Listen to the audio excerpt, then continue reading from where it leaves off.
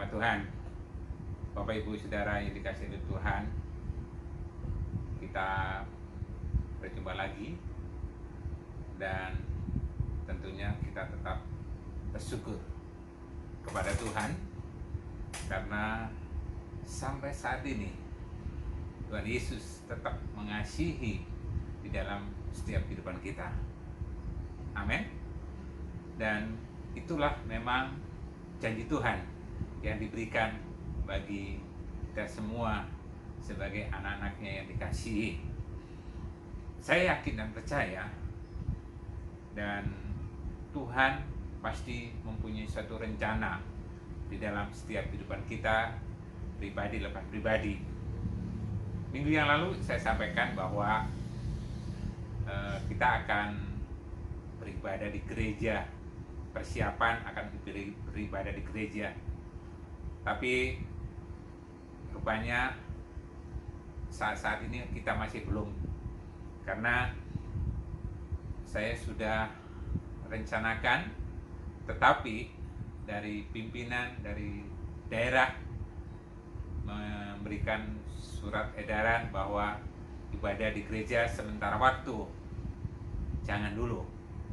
Dan itu adalah sesuatu hal yang perlu kita ketahui juga, dan memang saya juga merindukan juga ibadah di gereja, tapi saya punya pimpinan, tentunya saya juga akan taat pada pemimpin kita, dan itu ada sesuatu hal yang biasa kita lakukan dan sebagai gereja yang memiliki organisasi, yaitu khususnya gereja sidang jemaat Allah.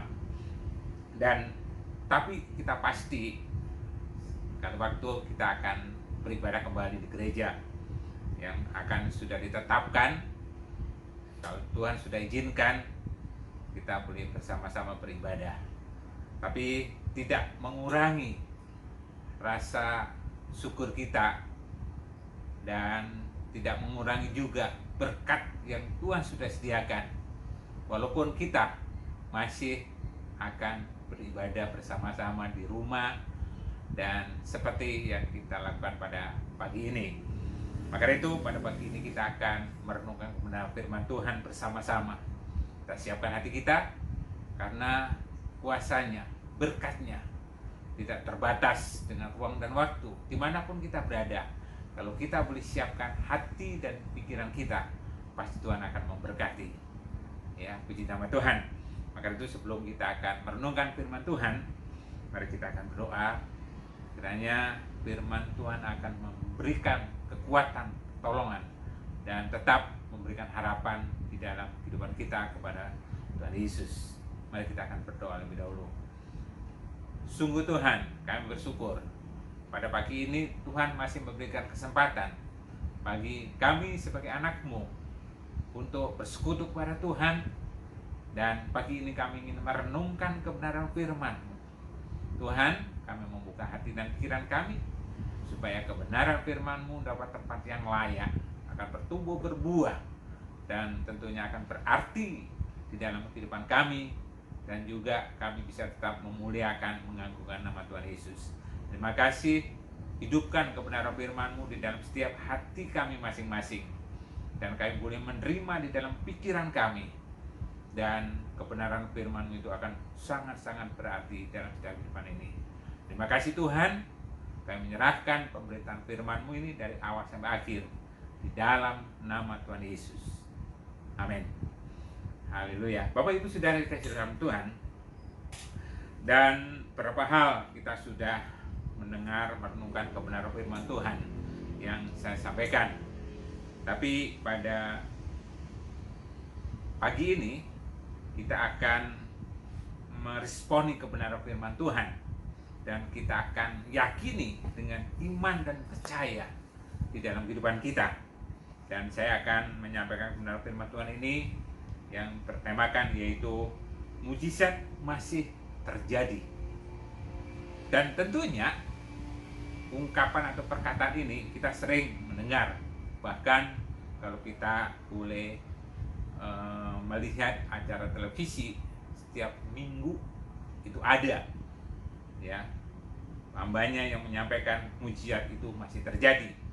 Dan tentunya kebenaran firman Tuhan tentu banyak hal yang bisa kita terima, ya, melalui siapapun hambanya akan menyampaikan. Kalau kita bisa terima, itu akan membuat di dalam kehidupan kita dan akan menjadikan kekuatan dan keyakinan di dalam kehidupan ini. Dan mujizat itu masih bisa terjadi juga di dalam setiap kehidupan kita. Nah, pembacaan ayat firman Tuhan pada pagi ini saya akan membaca di dalam kitab Injil Markus pasal yang ke-6 ayat yang ke-35 sampai ke-44. Cukup panjang ayat yang kita baca. Peristiwanya yaitu tentang Yesus memberi makan 5.000 orang. Ya. Yesus memberi makan 5.000 orang. Di dalam Injil semua dituliskan, baik di dalam Injil Matius, Lukas, Yohanes, itu ada.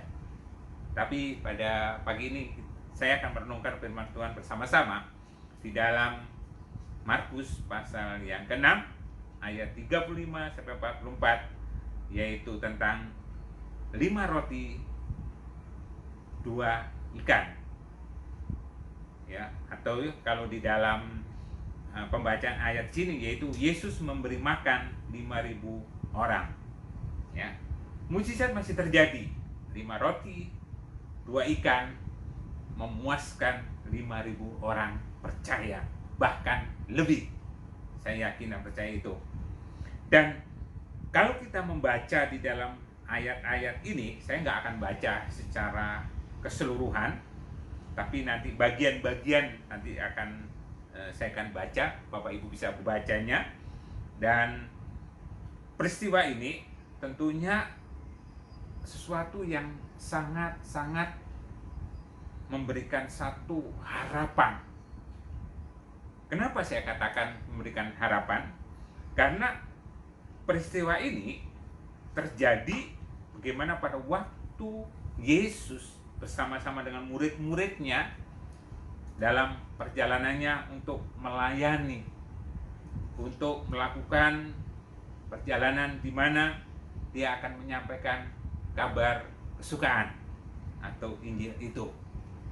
Dan di mana peristiwa ini tentunya sesuatu hal yang kalau kita boleh katakan itu adalah peristiwa yang sangat-sangat luar biasa.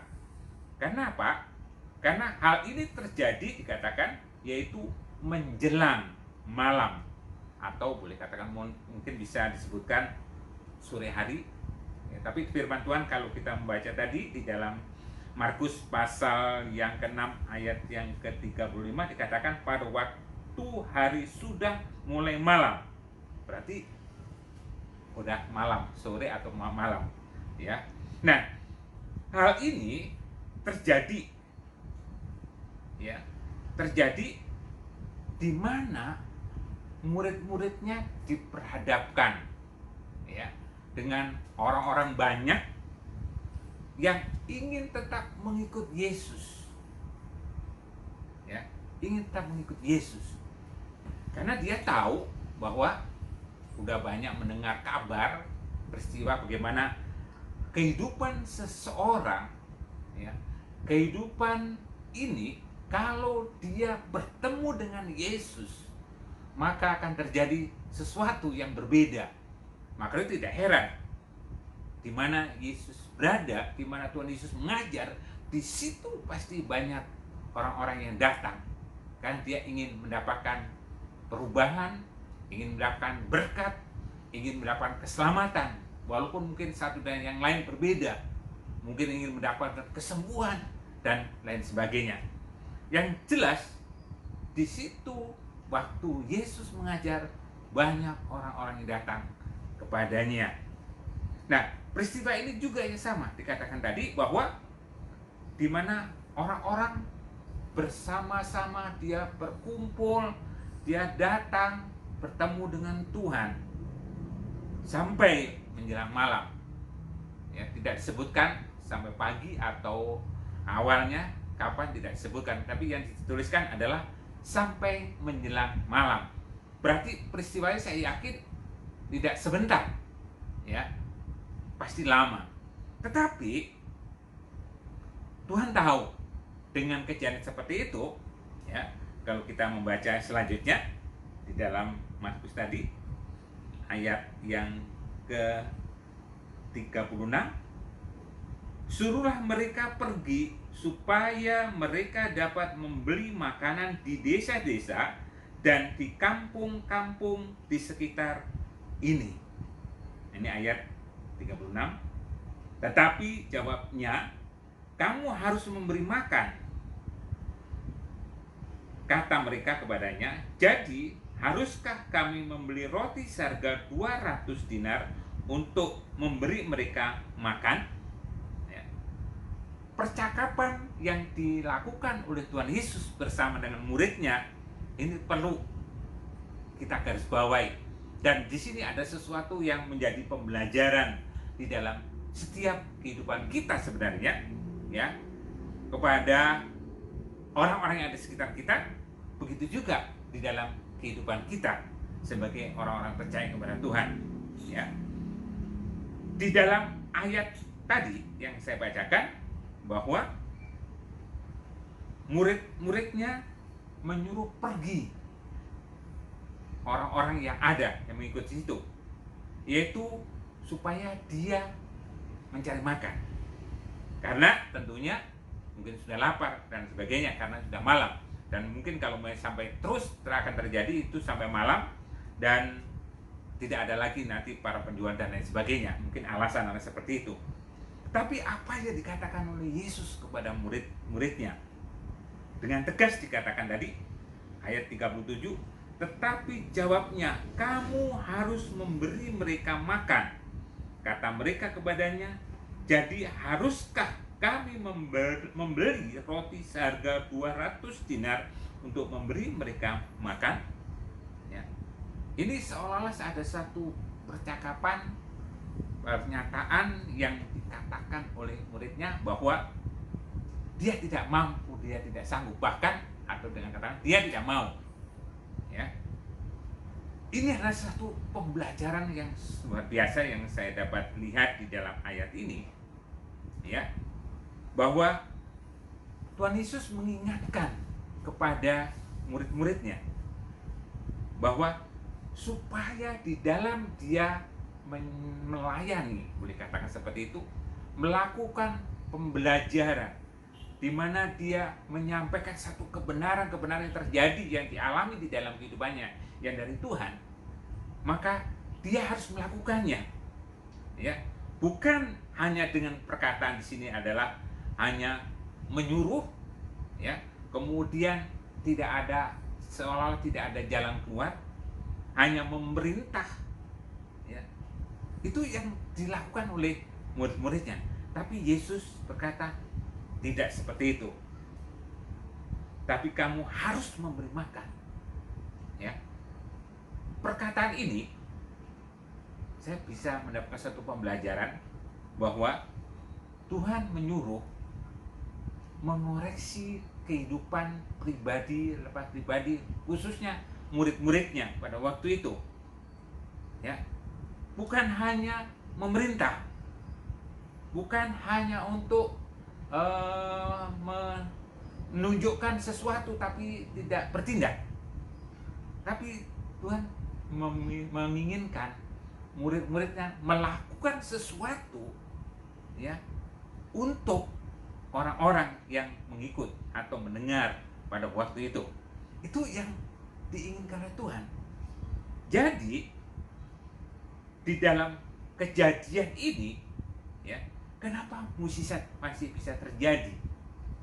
Nanti berikutnya dalam ayat-ayat nanti Tuhan mengingatkan bahwa harus ada satu tindakan perbuatan yang harus dilakukan di dalam kehidupan ini. Bukan hanya memerintah, bukan hanya menyuruh, tapi harus dilakukan di dalam kehidupannya, dalam kehidupan ini. Ya. kalau kita boleh aplikasikan di dalam kehidupan kita saat ini, ya, ini juga bisa menjadikan pembelajaran yang sangat berharga. Berapa banyak kita kadang-kadang menginginkan sesuatu jawaban, menginginkan mendapatkan sesuatu yang kita butuhkan, tapi tidak menyadari apa yang ada terjadi dalam kehidupan kita, bukan kita lakukan, tapi hanya mengharapkan orang lain yang melakukannya. Tapi di sini peristiwa ini Tuhan Yesus menegur supaya murid-murid mengoreksi, jangan hanya memberita, bukan hanya dikatakan di situ hanya menyuruh, tapi harus melakukannya. Ini adalah suatu peristiwa yang sungguh luar biasa. Kenapa akhir nanti mujizat terjadi?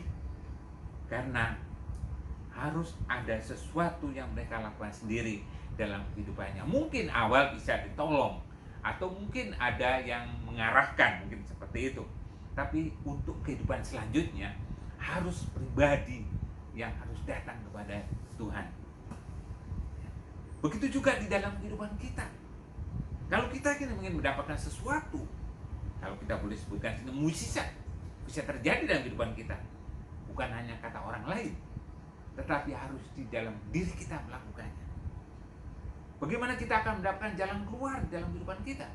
Kita juga harus kita sendiri yang mencarinya itu. Tentunya dengan kekuatan dan pertolongan daripada Tuhan.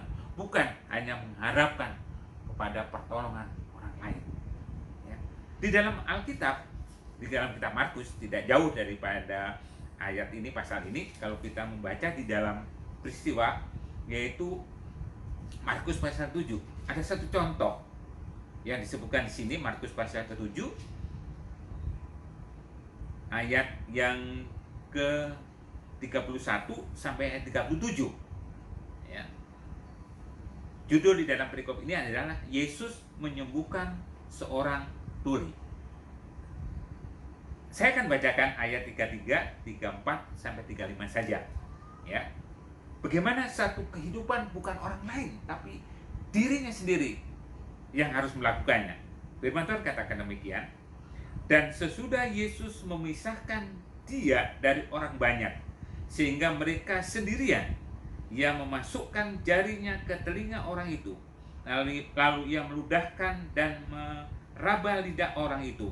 Ayat 34, kemudian sambil mengadahkan ke langit, Yesus menarik napas dan berkata kepadanya, Ephata, artinya terbukalah. 35, maka terbukalah telinga orang itu, dan seketika itu terlepas pula lah pengikat lidahnya, lalu ia berkata dengan baik. Peristiwa Yesus menyembuhkan orang tuli, tentunya biasanya ada satu peristiwa yang ada mengikuti berikutnya. Bukan hanya tuli, biasanya dia tidak bisa berkata-kata. Ya. Tetapi di sini ada satu peristiwa bagaimana mujizat bisa terjadi. Ya. Pada waktu ada orang yang mengalami sakit dan kemudian dibawa oleh banyak orang, dikatakan situ tadi. Tetapi pada waktu dia bertemu dengan Yesus, apa yang dikatakan tadi? Dan sudah Yesus memisahkan dia dari orang banyak, artinya sendiri, dia datang. Dan pada waktu itulah Yesus melakukannya. Sesuatu yang terjadi, dikatakan bahwa ia memasukkan jarinya ke telinga orang itu, lalu ia meludah dan meraba lidah orang itu. Kemudian sambil mengenadah ke langit, Yesus menarik nafas dan berkata kepadanya, Ephata, artinya terbukalah. Maka terbukalah telinga orang itu. Seketika itu terlepas pula lah pengikat lidahnya, lalu ia berkata-kata dengan baik. Ini adalah sesuatu hal yang menunjukkan bagaimana kejadian peristiwa yang membuat bahwa mujizat terjadi karena dia datang kepada Tuhan. Ya, puji nama Tuhan. Ini adalah suatu pembelajaran luar biasa. Jadi bukan orang lain, tapi kita yang harus datang kepada Tuhan. Ya, puji nama Tuhan. Kemudian berikutnya ayat yang ke 38. Kembali lagi Markus pasal yang ke-6 ayat 38. Firman Tuhan katakan, tetapi ia berkata kepada mereka, berapa banyak roti yang ada padamu? Cobalah periksa. Sesudah memeriksanya, mereka berkata, 5 roti dan 2 ikan. Ya. Pembelajaran yang bisa kita ambil di dalam ayat ini, Tuhan bertanya, berapa banyak roti yang ada padamu? Ya. Maksudnya apa? Kalau kita lihat di sini, bukan sesuatu hal yang di luar jangkauan daripada kehidupan manusia, tapi yang ditanyakan Tuhan, ada berapa ya yang ada padamu roti itu? Berapa banyak? Artinya apa? Apa yang ada di dalam kehidupan kita itu supaya bisa dikelola dengan baik. Itulah yang menjadi awal ya mendapatkan satu mujizat dan pertolongan. Pada waktu Tuhan Yesus bertanya, ada berapa yang ada padamu? Roti yang ada padamu, berapa banyak roti yang ada padamu? Mereka berkata, 5 roti dan 2 ikan. Apa yang terjadi? Apa yang ada di dalam kehidupan ini dikelola dengan baik. Itu akan yang menjadikan satu mujizat. Bukan mengharapkan sesuatu pertolongan daripada orang lain lebih dulu, tapi apa yang ada dikelola dengan baik. Itulah yang menunjukkan, kalau kita lihat di sini ya, bagaimana Yesus menyuruh bahwa apa yang ada padamu dikelola dengan baik, yang akan mendapatkan sesuatu yang lebih hebat lagi. Kalau kita membaca di dalam firman Tuhan, banyak sekali peristiwa-peristiwa kejadian bagaimana sesuatu yang boleh terjadi, mujizat bisa terjadi karena ada sesuatu yang ada di dalam kehidupannya, kemudian dilakukan, ya, akan terjadi mujizat. Itu adalah peristiwa-peristiwa kalau kita membaca di dalam firman Tuhan. Dan di sini rupanya Tuhan sangat menghargai apa yang ada di dalam setiap kehidupan kita, dan kita pakai dengan baik akan mendatangkan mujizat. Ya. Bagaimana misalnya di dalam kehidupan kita, misalnya kita sakit, misalnya, bisakah itu? Apa yang ada dalam kehidupan kita? Saya yakin dan percaya, kita sebagai anak Tuhan, minggu-minggu yang lalu katakan bahwa orang yang percaya kepada Tuhan, berarti di dalam hidupnya mengakui Yesus adalah Tuhan. Itulah yang ada di dalam kehidupan ini. Bagaimana bisa terjadi kesembuhan, bisa terjadi pemulihan dan lain sebagainya. Yang ada itu kita pakai di dalam kehidupan kita untuk datang kepada Tuhan. Dan itulah yang akan membuat bahwa apa yang menjadikan kebutuhan, keperluan dalam kehidupan kita akan bisa terjadi. Ya, puji nama Tuhan. Sesuatu hal yang luar biasa yang Tuhan tunjukkan. Kenapa bisa terjadi mujizat? Karena di situ ada perkara-perkara yang dilakukan oleh orang-orang percaya, dan dia memikirkannya bukan hanya untuk dirinya sendiri, tapi juga untuk orang yang ada di sekitarnya. Ya, puji nama Tuhan. Berikutnya kalau kita lihat kejadian berikutnya, yaitu ayat yang ke-41 dan 42. Dan setelah ia mengambil 5 roti dan 2 ikan itu, ia menghadap ke langit dan mengucapkan berkat, lalu memecah-mecahkan roti itu dan memberikannya kepada murid-muridnya supaya dibagi-bagikan kepada orang-orang itu. Begitu juga kedua ikan itu dibagi-bagikannya kepada semua mereka. Dan mereka semuanya makan sampai kenyang. Saya melihat di dalam ayat 41 dan 42 ini adalah otoritas Tuhan yang dilakukan kepada manusia. Kenapa saya katakan sebagai otoritas Tuhan? Karena ini adalah di luar jangkauan pikiran manusia.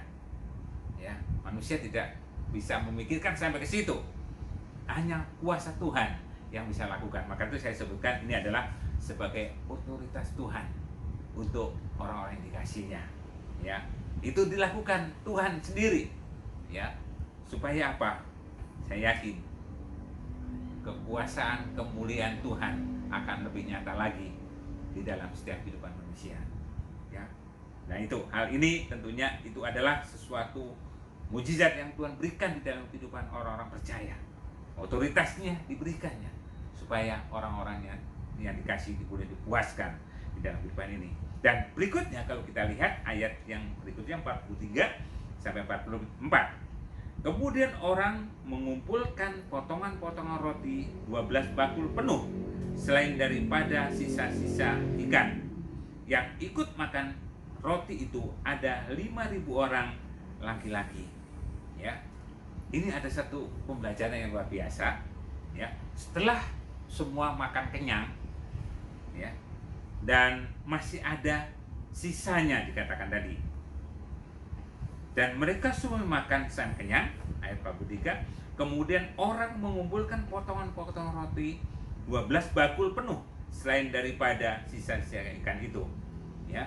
Dan yang ikut makan roti itu ada 5.000 orang laki-laki. Ada sisa-sisa yang ada dikumpulkan. Saya yakin ini ada, ya, sesuatu yang sudah dikumpulkan dan kemudian dibawa pulang. Dan ini bisa kita ambil satu pembelajaran bahwa apa yang sudah kita dapat, ya, kita sudah kenyang, kita perlu membagikan kepada orang lain. Bukan hanya untuk berpikir untuk dirinya sendiri. Tidak.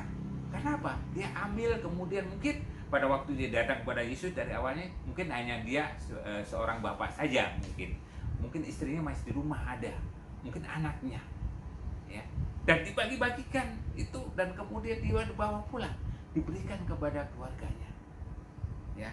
Ini adalah sesuatu bagaimana kepedulian yang ada di dalam kehidupannya setelah dia mendapatkan sesuatu yang mengenyangkan di dalam dirinya sendiri.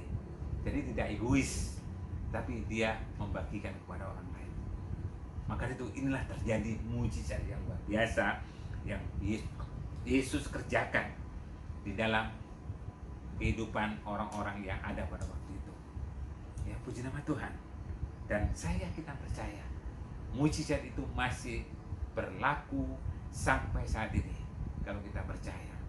Saya tidak tahu apa yang boleh menjadikan satu pembelajaran dalam kehidupan kita, mujizat apa yang perlu kita butuhkan dalam kehidupan kita, ya.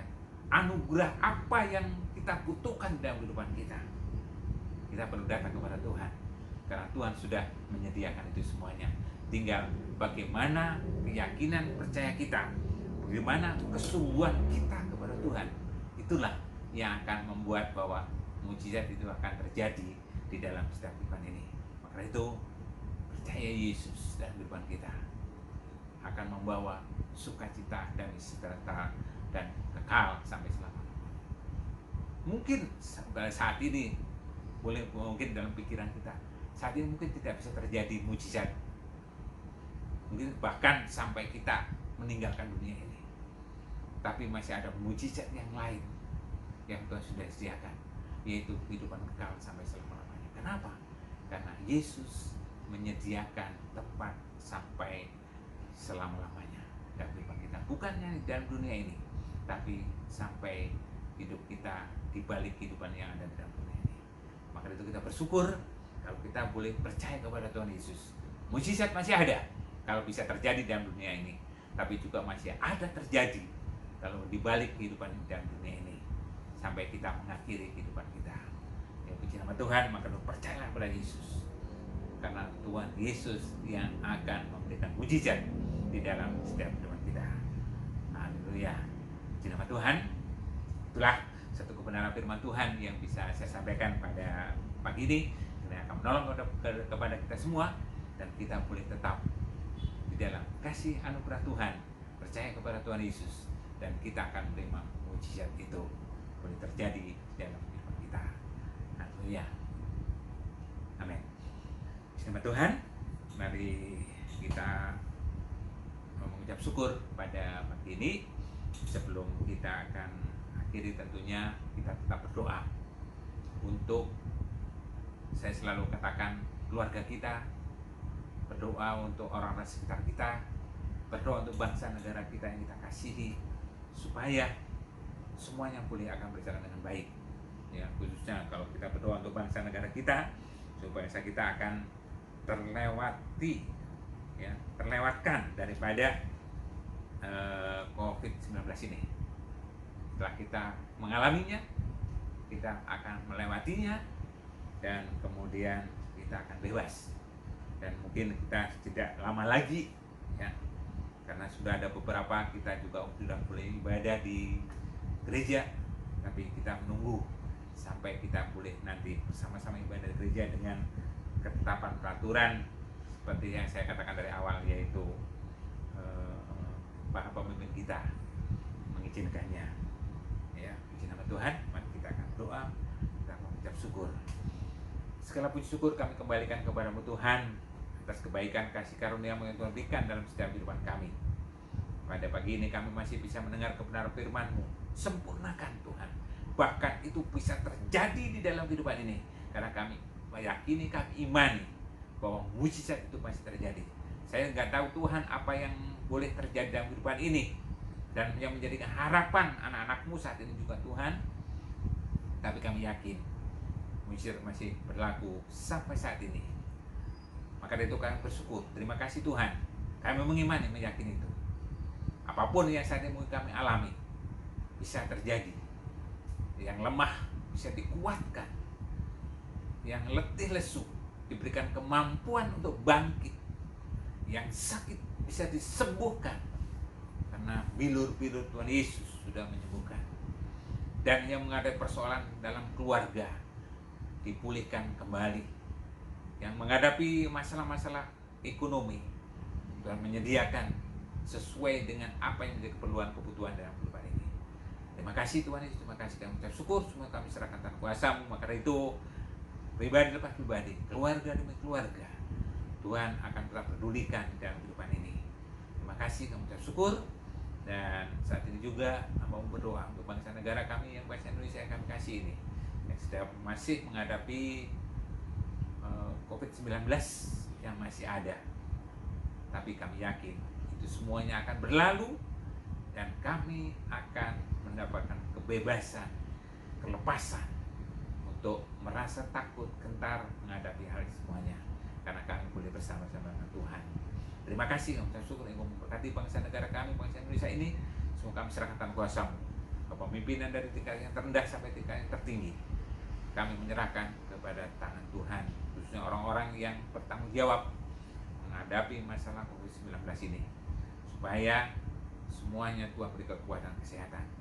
Dan kami menyerahkan juga untuk perekonomian bangsa kami, perdagangan bangsa kami, yang saat ini mungkin sedang mengalami kelesuan, tapi Tuhan akan bangkitkan.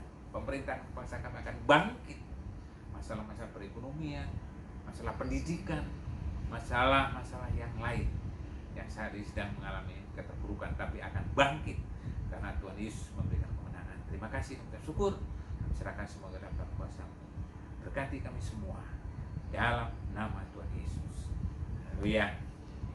Amin. Mari kita akan akhiri dan kita akan terima berkat Tuhan sebelum kita akan bersama-sama mengakhiri persekutuan kita. Haleluya. Haleluya. Mari kita akan siapkan hati kita. Kita boleh tetap menerima berkat Tuhan di dalam setiap kehidupan ini. Terima kasih Tuhan. Sungguh kami bersyukur pagi ini kami masih ada di dalam Tuhan. Dan Tuhan sudah menyediakan berkat-berkat di dalam kehidupan ini. Dan Tuhan akan menolong di dalam setiap pergumulan-pergumulan dalam kehidupan ini. Semua kami serahkan tangan kuasa-Mu. Kau memberkati, Kau akan mencukupkan apa yang menjadi keperluan, kebutuhan dalam setiap kehidupan ini. Karena kami mohon di dalam nama Tuhan Yesus. Terima kasih Tuhan. Tuhan memberkati engkau dan melindungi engkau. Tuhan menyinari engkau dengan wajah-Nya dan memberi engkau kasih karunia. Tuhan menghadapkan wajah-Nya kepadamu dan memberi engkau damai sejahtera. Hanya di dalam nama Tuhan Yesus sebagai sumber semuanya itu dalam kehidupan kami. Haleluya. Amin.